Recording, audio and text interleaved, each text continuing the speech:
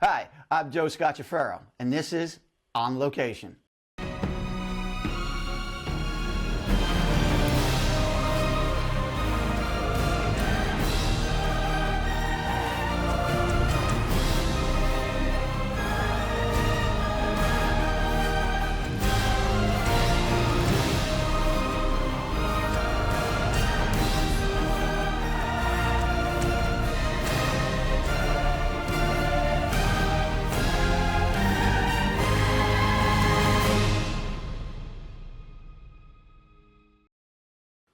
All right, this week I'm here with one of my favorite friends, and you're going to find out that this guy is more diverse than I am, which you all know is pretty diverse. Joe Schilp, say it? Schilp. Schilp. You know what's funny? My last name is this long, and I understand that people have a hard time with it. Your name is this long. 6 letters, 1 syllable. And it's still confusing. It's not just to you, it's everybody. Yeah. And I've known you quite a while. And the problem is your name has been bastardized so many times by so many people that's the pronunciation that's in my head. Right. So anyway, enough of names. Let's get to it. So I've never done this before, but I'm going to read some of the things that are listed that you've accomplished that I saw on your LinkedIn page, and I did a little bit of research on you. This is nuts. I didn't know all this.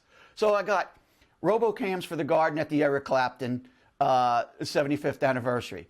You're an audio mixer at Giants Stadium for the post-game live show. You're an editor. You interview golfers at the PGA Tour.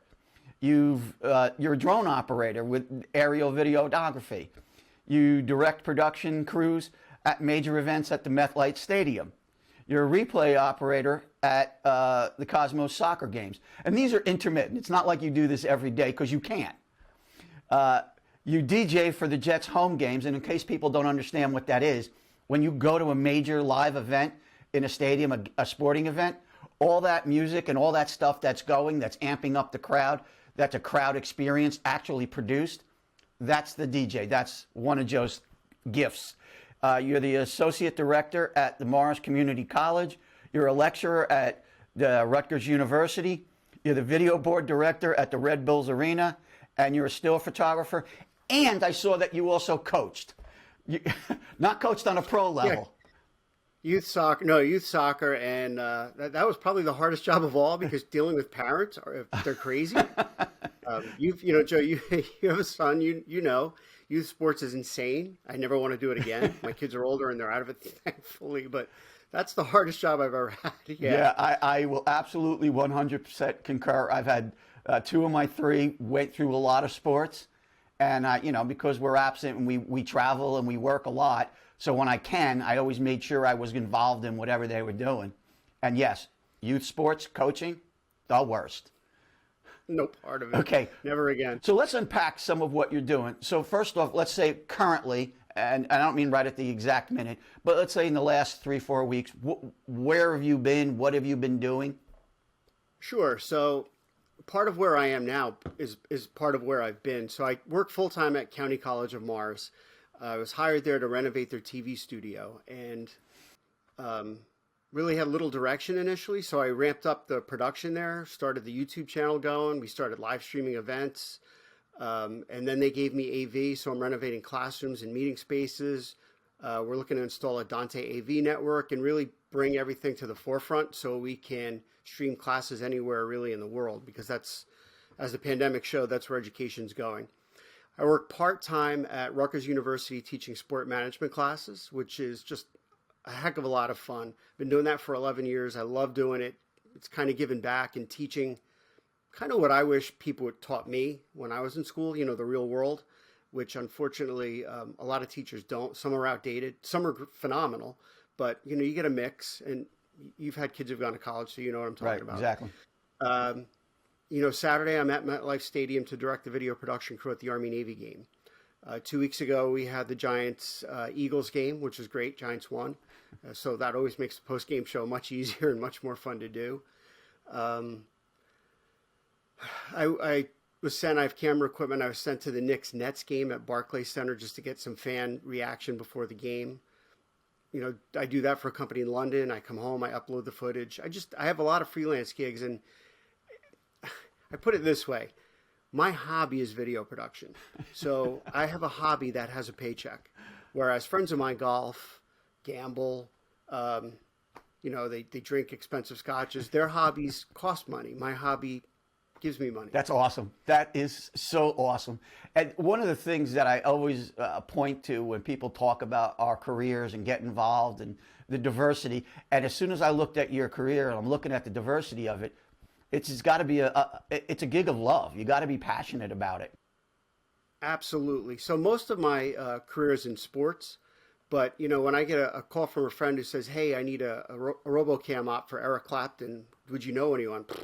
Eric's like my second favorite musician behind Paul McCartney. Yeah, I'll do that. So I'll take almost anything that I've never done before just to experience something different. And if I like it, I'll do it again. So, covering a golf tournament is phenomenal. The golfers are the nicest people in the world. So covering press conferences, excuse me, interviewing one-on-one with golfers, it's fun. It's not like work at all. That is awesome. And so let's talk a little bit. First off, let's start with, what did you go to school for? So I started at William Patterson as a business major because I had no idea what I wanted to do. And for anyone who's in college, my biggest piece of advice is get involved in anything that you love. So I joined the concert crew right away, and I worked George Thorogood, Cheap Trick, the Ramones, Patti Smythe, the Smithereens. Loved it. Loved music. I joined the radio station. I decided after my sophomore year, you know what? I'm a communication major. I'm not a business major. So I changed majors, helped build the radio station at the college. We started doing TV sports live in 1989 with an all-student volunteer production crew, 3 cameras, a switcher, full-speed replay. We didn't have a dynamic tracking deck.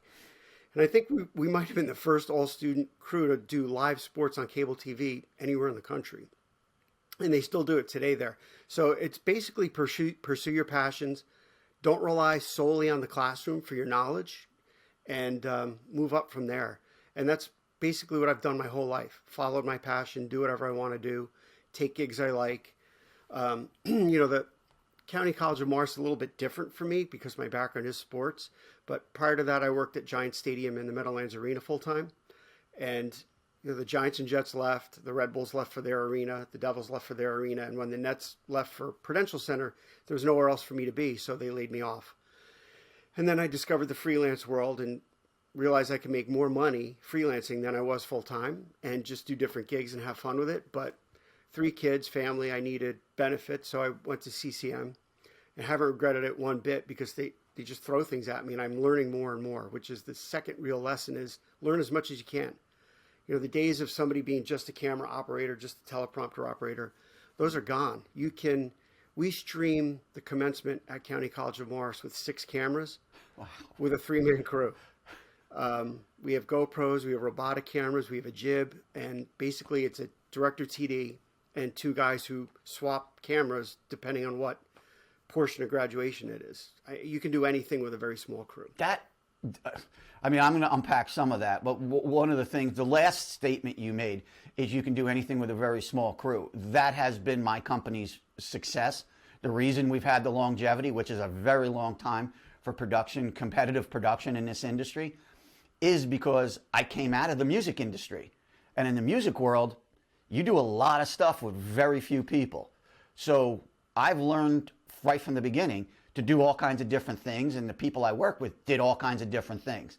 So when I transitioned into television, I got to tell you, my first, and I shouldn't be talking, I'm supposed to be the host, but my first shot at being in real broadcast production, I went, why are all these people here? This doesn't even make any sense. Why does everybody have a clipboard and a headset? Exactly. That's what I found when I worked the Eric Clapton shows. A band has 1 guy for each position, and that's it. Your director also cuts the show, so he's your director TD. You have 1 guy doing 4 RoboCams. You don't have 1 guy in each camera. You have an A1, maybe an A2. You have a monitor mix position, but it's small. It travels, and it's got to be set up. You load in at 8. You're ready to go at 2. Shows at 7:30. You pack up at 10:30, you're back in the truck or on the bus at 12. It's got to be fast and it's got to be efficient, and you got to know more than just one job, which is a piece we talked about before we came on the air, and that's what people learn in colleges. I taught one semester of advanced TV production at William Patterson, and the first class, I walked in there. I didn't know what the students knew, what they learned in TV one, and I said, "All right, what do you guys know about a camera?" And they're like, pan, tilt, zoom in, zoom out, and focus. I'm like, all right, when you roll the focus wheel, what happens? It focuses. How? I don't know. So, I take the lens off the camera and their jaws drop. Like, you can do that? Yeah. If you're a cameraman, you need to know how to build a camera. And I show them, the lock, the back focus ring, the iris. They had no idea that when you turn the wheel, you're actually turning something that turns a gear to turn the focus ring. Like, they don't teach that. So it's hard for people to break into the career unless they really know how to operate, troubleshoot. Troubleshooting is the biggest skill of all, right? If you're on a gig and you can't troubleshoot something wrong with your piece of equipment, you're not going to get hired at the next freelance gig. You are so spot on that I can't even tell you. I don't know how much of my background you know, but I own an engineering company that was in the music industry. It still exists. It's going on almost 30 years now.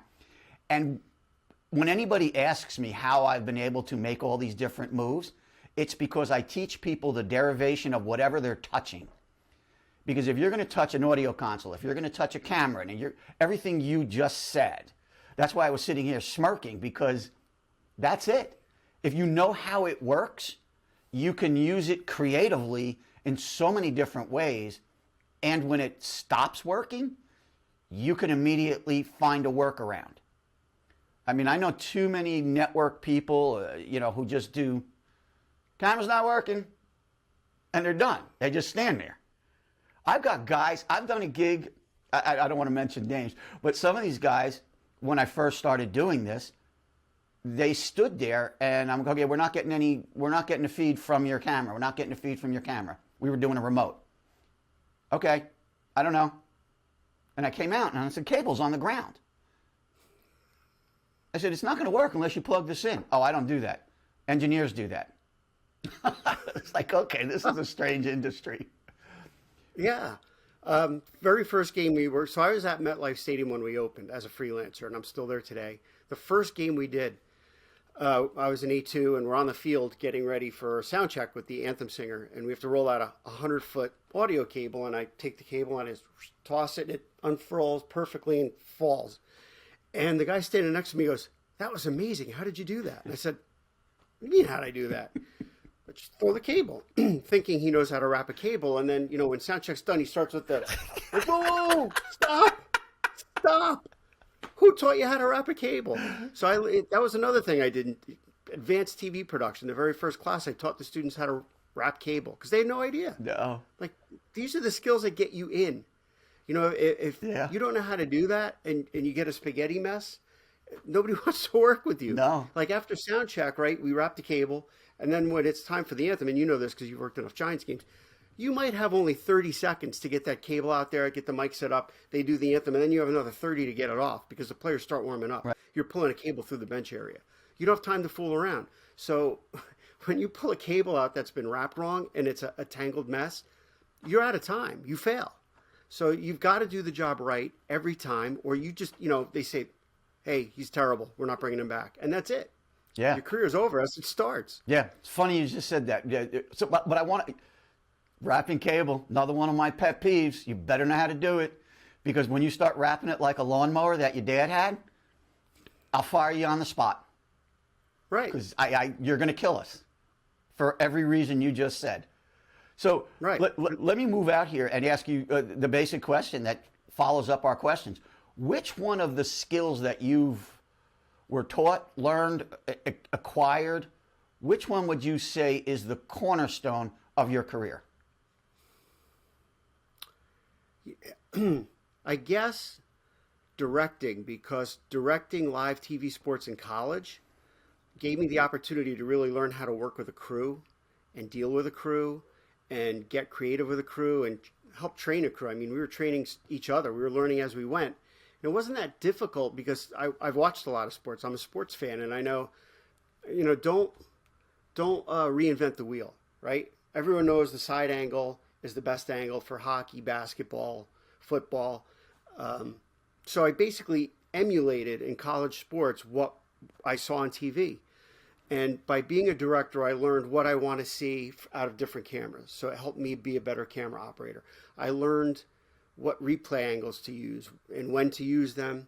I learned as a director when to let the play unfold before going to graphics or replays, show the celebration. It's just made me an all-around better crew person. And then, again, engineering. I'm not an engineer by any stretch, but that whole troubleshooting bit and learning every piece of equipment I can. Because when I was full-time at the Meadowlands Sports Complex, the arena and the stadium, I had to train part-timers. So I had to learn how to use the EVS replay unit. I had to learn how to use, a remote control to run replay on tape. Because, as you know, the replay world used to be you had one tape op, or one machine with one camera going to it. Now you have an EVS, which has 6 or 8 inputs and 2 outs. So you're recording 6 different cameras, and your replay tape op, your tape producer is watching all of these and figuring out what the best angle is, while the producer's yelling, I need an angle that shows the fumble or whether the foot's in bounds or not. So it's about focus. It's about paying attention and really knowing what's going to look best and how to do your job. So I would say directing early on is what helped me the most. And it's an opportunity most people don't get. For those of, again, our audience is very diverse in production. So you may get people who, when you're saying directing, that, you're going to get musicians who think directing. Explain what exactly that is and the difference between, you mentioned a TD, kind of break down those two positions and what they do. So a conductor in music really has to know every part for every instrument and every section, 10 flautists, 8 violinists. You have to know every piece and coordinate it all. And in the TV world, a director kind of does that as well. The producer books the crew, gets everyone together and does the rundown and formulates the overall look of the show. And then the director takes those pieces and puts them together. So as a director, you really need to know what your camera operator is doing and what the equipment's capable of. How big is the zoom lens on a camera? What can it get? What shots can it get that you need? Are the cameras in the right places in the stadium to get the shots you need? And then knowing, how fast a replay can be built, how fast a replay package can be built, how fast graphics can be built so that you can run, say, a drive package and then the drive recap right after that, which we'll be doing tomorrow, Saturday at Army Navy, right? We've discussed with the producer what they're looking for, and we had our graphics op there yesterday, and we know exactly what we want to do for the show. So, it's not, live events are hard because they're not predictable. You never know what's going to happen, a big play, a long drive, but you kind of have a format that you follow and you build and you prepare ahead of time so that there is preparation. The thing that I've always worked in, I've rarely worked in actual broadcast. Most of it's been in stadium, which is harder than broadcast. And the broadcasters, they snicker when I say that. But, when you're at CBS for an NFL game, you build the pieces on Friday, right, set day, and Saturday. And then Sunday you do the game, which means at 1 o'clock you're on the air. TV timeouts, you get 3 minutes rest. Halftime, you get 13 minutes rest. But when you're in game, scoreboard show, you start at 11 a.m. when the doors open. You're running content. Like you said before, a DJ's got to program music. And the DJ has music for ingress, then music for warm-ups that the players want, and then music beds for all the PA announcements. On defense, music that's hard, charging, pump-up music for the defensive players. On offense, you might not play anything at all because you want the crowd to die down so the quarterback can communicate. So it's about really knowing the game and paying close attention and knowing what's coming up next. So, like I said, in-game you start when the doors open 2 hours before kickoff. You're running content, player warm-ups. You might be doing shots and stats. So you're directing your camera operators and your graphics operators and your technical director who's pushing all the buttons. Then you go into your game, and like I said, you cover the game like TV does, except you're favoring the home team. There's no doubt about it. You're showing replays that might show if a player on the other team fumbled, that might help the coach determine whether to throw that challenge flag. So you got to get the right replay up at the right angle at the right time so they can help make that decision. Most people don't understand that. And I learned that at the old stadium when Tiki Barber would break out into the open. he would look up at the scoreboard to see if people were coming from behind him. And I learned, tell the camera operators, zoom out a little, give Tiki some room so he can see what's coming because he looks for it. It's really that intricate when you're doing an in-house show. You really are helping the home team. You're part of the home team. And then during TV timeouts, you switch modes immediately and you go into sponsorship mode, right? You got sponsorship activations, contests, on-field presentations, same thing with halftime. So really, from 11 a.m. to the end of the game, you're constant production. You don't get a break. And that's holds true for basketball. You know, I did Nets in-game for 11 seasons, the Devils, any sport. It's from the time doors open to the time the game's over, you're working. No, everything you just said, nobody understood. I mean, they understood now what you said it, but what I'm saying is when you're there, I don't think anybody even gave it a thought. The two things that were critical that you just explained is, one, you're on the air, basically. You're on the air for 8 hours. Nobody does that. That's just, in broadcast, nobody does that. That's ridiculous. Right, and I'll tell you, Saturday for Army-Navy, right, there's a crew for the pregame show. And the pregame show is on, I think, CBS Sports Network, which is their cable network, right, up until, I want to say 2:30. And then there's the crew and the truck for the game itself. And it was the same thing for the Super Bowl. We had the Super Bowl at MetLife Stadium, and you had a truck and a full crew for the pregame show, and then a truck for the game. It's not like the in-game where you're it from, doors open to doors closed. You're it. Yeah, and you also have all the whole halftime show that you have to cut. Right, and if it's a big one, the last Giants game we did, the jersey retirement for Michael Strahan, you rehearse that the day before. There's staging, there's stage hands who roll the stage out, and there's audio connections that have to be made for the microphones. And we've had Jazz at Lincoln Center with Wynton Marsalis did a halftime show. That's intricate. There's, there might be 14 or 15 musicians on stage. Yep. Each musician has his own microphone. There's a submix position down on the field.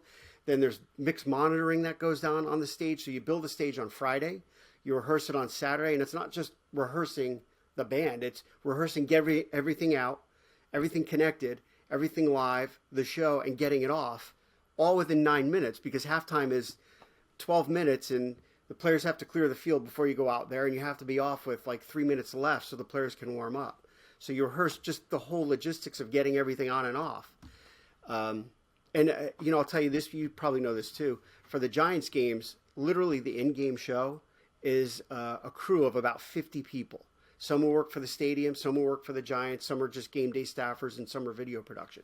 But it's a 50-person crew. And I'm not going to say what people get paid or estimate it, but 50 people at 10-hour days is a lot of money. So it's totally an estimation, but I would say the Giants probably spend a good $25,000 to $30,000 a game. Easy. On just the show. Yeah, easy. And extrapolate that over a 10-game season, you're talking $250,000 and up. Right.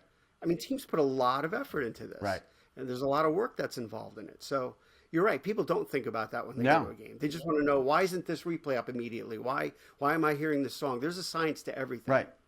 And now that we're in that world, we're talking about that, which is great. Because it's funny, a lot of these other on-location shows I've done are with people who do massive concerts. They're on tours, they're doing this.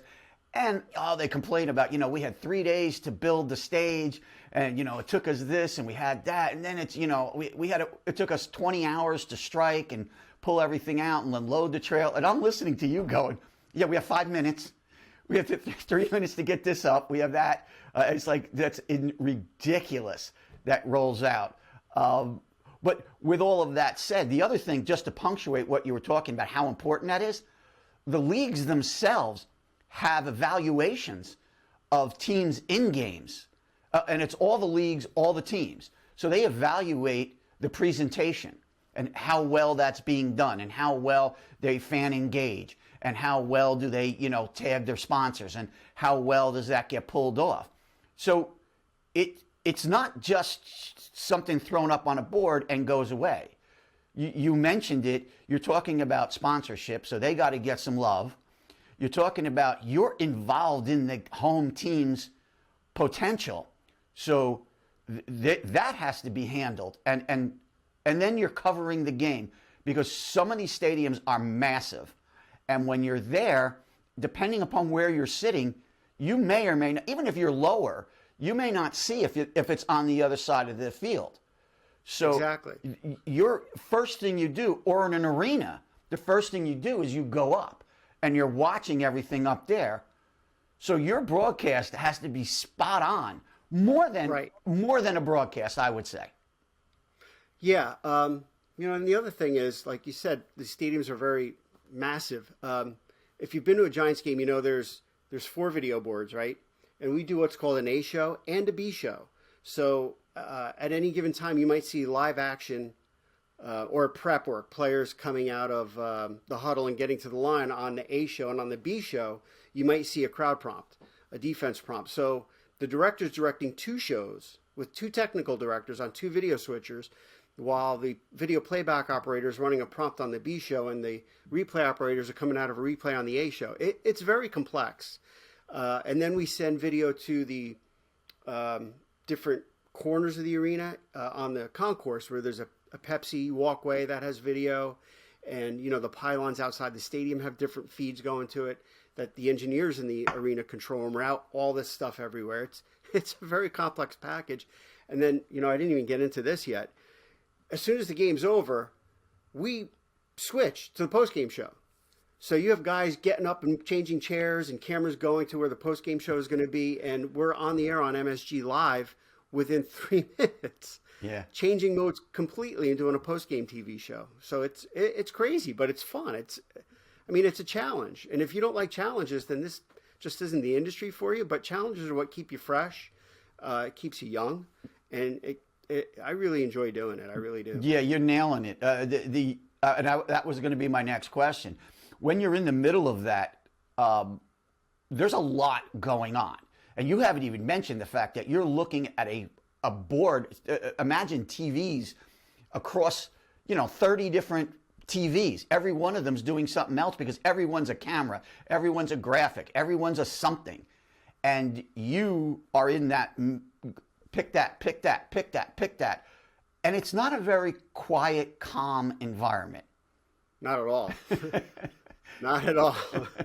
And that's for any team. We're fortunate in this market that we have 2 NFL teams, the Jets and the Giants. So, working both sets of games doubles your amount of experience. So, working at Giants Stadium and now MetLife Stadium, I guess I have the equivalent of experience of somebody who's been working, say, at Kansas City for 40 years, right? 42 years, because I've worked 21 here. It's just the live production is it's kind of stressful, but if you're a person who enjoys that, you eat that up. And it is chaotic. It's immediate because, again, you don't know what's going to happen on any given play. So you've got to respond to it. You've got to react to it. And then, as you know in football, so a lot of people don't know this, there's a guy who stands at the 20-yard line who has big, long orange, like oven mitts on, and he's the timeout coordinator. So when there's a 3rd down coming up, if the play doesn't result in a 1st down, you immediately look to that coordinator. If he's going like this, a timeout's coming. So now you got to get ready. All right, after the punt or the field goal, this is what we're doing. We're now going into timeout mode. Or he might go like this, meaning play through. So after the punt, we're gonna now, instead of the offense on the field where we're quiet, we're gonna crank up the crowd and get the defense going. The Jets play their siren, the Giants play crowd prompts, they got Strahan prompts, all kinds of prompts, and they get the defense going, they get the crowd going. So you're constantly having to adjust to whatever's coming next, and you may not know until seconds before what's coming next. Yeah, that's it. So what do you think is inherent in your personality that allows you to flourish and not just survive, but flourish in these environments? And not just MetLife. You do this across the board in a lot of places. What is that trait? So honestly, it's the ability to handle stress. It's something I think I was born with. My dad has it. He was an aircraft mechanic who moved all the way up into management and ran the entire aircraft maintenance operations for American Airlines at LaGuardia Airport by the time he retired. He's also a volunteer firefighter, so he understands high-stress situations. He was on the American Airlines aircraft flight recovery team, so whenever a plane would skid off a runway or, God forbid, crash, he would have to go to the scene and help find pieces and So he was at American sent him to Ground Zero at 9/11, and so he saw that. And then a month later, they had that crash out in Queens. He spent about 70 hours there over 7 days finding pieces that could help the FAA and the NTSB find Wow. what caused the plane to crash. And, you know, there's a plane crash scene is like a war zone. There's pieces everywhere. You know, there's bodies everywhere. And his ability to handle that kind of stress, I think, is something that was passed on to me.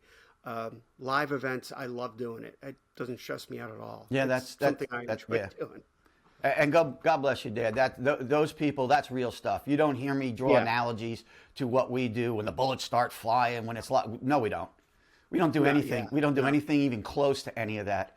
Right. It's chaotic and it's crazy and it's stressful, but we're not saving lives. We're not doing anything that has really any value to humanity. Well, that's the other part of it, Joe. I don't get stressed because, you know, it's not brain surgery. Right.